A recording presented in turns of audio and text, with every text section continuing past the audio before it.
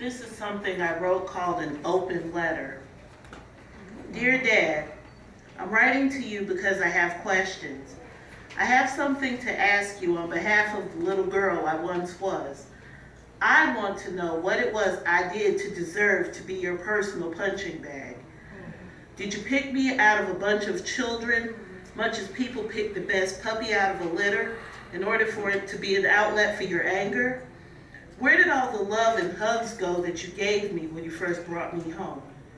Why did you replace them all a year later with swollen lips and black eyes? Can you please clarify for me what it was that 11-year-old me did to make you so angry that you felt it necessary to fracture my skull? Why did you punch me in the face so hard that time that you fractured my cheekbone and messed up my eye? What was it when you snatched me up from the floor by my arms and dislocated my shoulders at age 12? I was 13 when you ruptured my eardrum on Christmas Day because you thought I was ignoring you, when in fact I had on my earmuffs and I didn't hear you telling me to watch my little brother. What was it that made you beat the bottoms of my feet with a broomstick so severely that I could barely walk for weeks, just because I didn't run fast enough when you called me? Did you realize or even care that you almost killed both of us the day you were punching me in the face and head for almost messing up the clutch on the car when you were trying to teach me how to drive, and you caused me to swerve into the path of the truck that hit us? You were the one serving military duty, but I was the one who felt like I was in a war zone. I was a prisoner of war in a house that I was misled to believe would be my home. I was afraid to speak aloud, to think, to hope, or even to dream, for fear that you would crush that out of me too.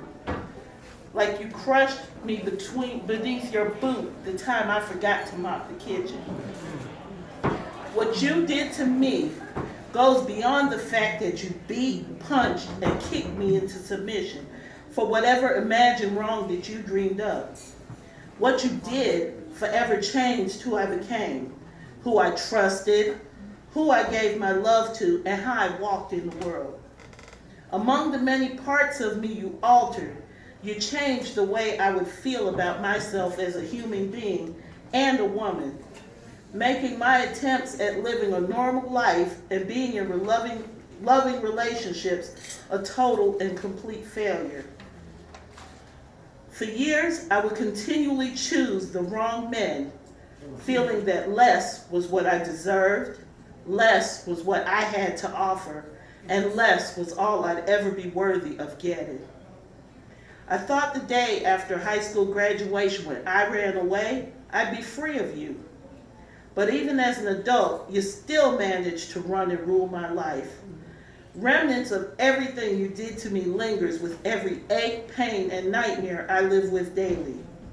If someone walks near me and raises their voice, it bothers me.